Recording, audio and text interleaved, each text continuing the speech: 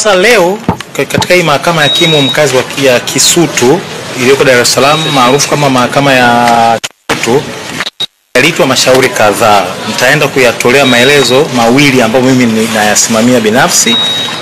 Shauri la kwanza ni namba 26388 ambalo linamhusu mshtakiwa. Washtakiwa kadhaa walikuwa 22, lakini wale ambao walikuwa nabeba niite sio headline au nini ni Jennifer Jovin almaarufu Nifa pamoja na Ruthi Melda ambaye ni maarufu kama Strong Icam na wenzake 20. Hawa wanashtakiwa katika kesi ndio itaja namba 26388 ya mwaka 2025 kwa makosa ya kula njama ya kutenda vitendo vya uhaini na uhaini wenyewe. Mtakumbuka ilipoahirishwa mara ya mwisho tulikuwa tumetoa hoja 2-3 za kisheria na leo ilikuwa imeitwa kwa ajili ya kutolewa uamuzi tarehe 25 kwa maana kwa sababu mara mwisho ilitwa tarehe 11 mtakumbuka.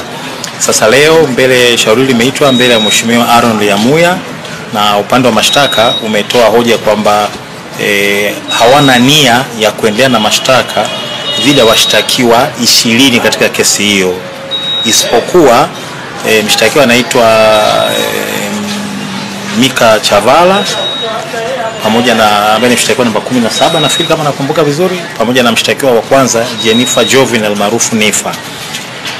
Of course hawajatoa sababu za kwa nini hawa watu wawili Mika Chavala mshtakiwa namba 17 pamoja na mshtakiwa wa kwanza Jennifer Jovin almaarufu Nifa wao hawajafaidika na hiyo huo utaratibu. Kama nilivyosema hapo awali, mkurugenzi wa mashtaka na mamlaka chini ya kifungu cha 92 cha sheria ya mwenendo wa makosa ya jinai kufuta shtaka lolote la jinai linaloendeshwa katika mahakama yote Tanzania ambalo lipo kwenye hatua yoyote ile kabla ya hukumu. Kwa hiyo kama nilivyosema hao 20 wamefutiwa mashtaka, na bahati mbaya anapo sheria haimpi ulazima haimpi DPP obligation ya kutoa sababu za kwa nini anafuta mashtaka.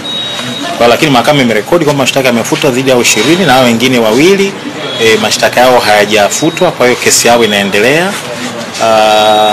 Way forward, well, ukiwa wakili kwenye kesi kama hizi, unapowakilisha vijana kama Nifa na kama huyu Mika Chavala, la kwanza unakuwa kama kaka sasa Kwa hiyo lazima unajaribu kumjenga kisaikolojia, kwa sababu kibinadamu tu mnapokuwa 22 kama kundi alafu wenzako 20 wanafutiwa mashtaka na hujui sababu hasa za msingi kwa nini wewe na mwenzako mmebakishwa.